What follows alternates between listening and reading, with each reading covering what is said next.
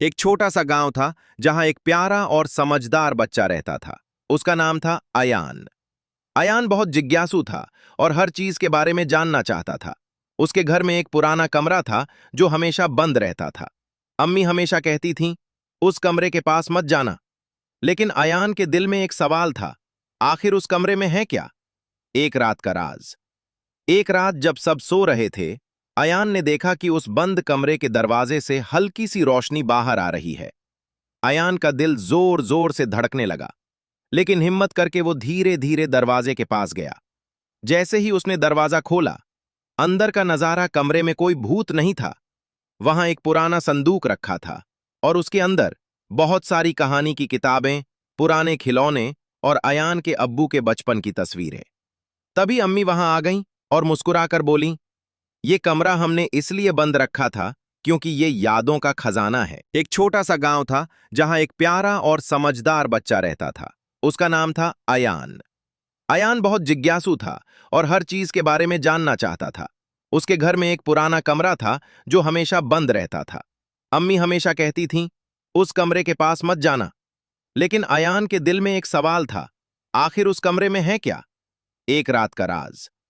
एक रात जब सब सो रहे थे, अयान ने देखा कि उस बंद कमरे के दरवाजे से हल्की सी रोशनी बाहर आ रही है।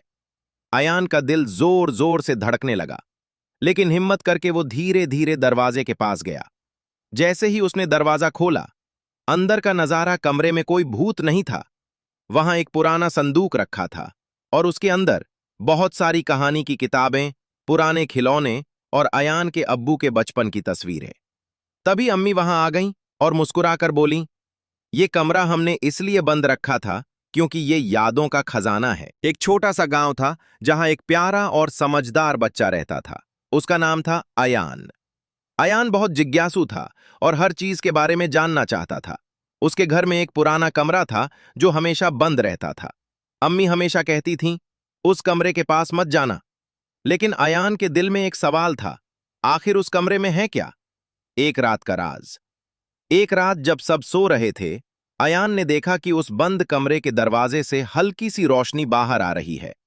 अयान का दिल जोर जोर से धड़कने लगा, लेकिन हिम्मत करके वो धीरे धीरे दरवाजे के पास गया।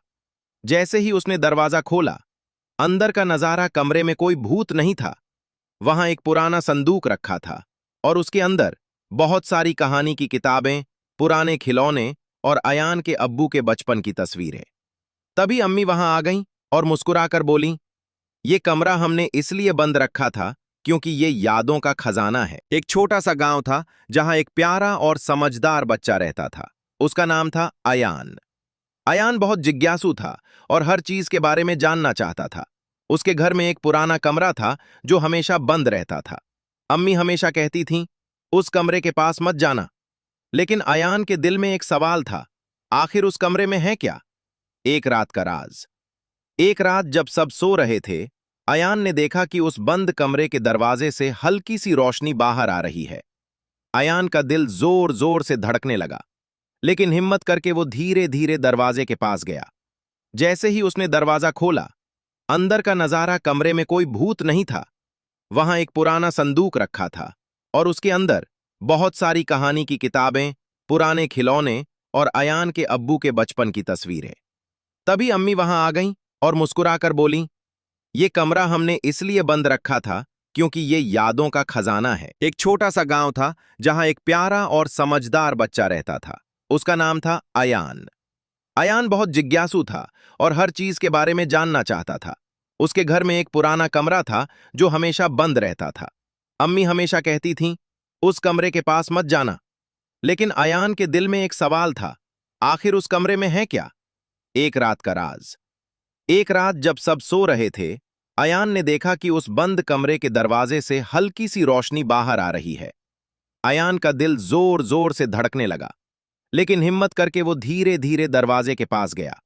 जैसे ही उसने दरवाजा खोला, अंदर का नजारा कमरे में कोई भूत नहीं था। वहां एक पुराना संदूक रखा था और उसके अंदर बहुत सारी कहानी की किताबें, पुराने खिलौने और अयान के अब्बू के बचपन की तस्वीरें। तभी अम्मी वहां आ गईं और मुस्कुराकर बोलीं, ये कमरा हमने इसलिए बंद रखा था क्योंकि ये यादों का खजाना है।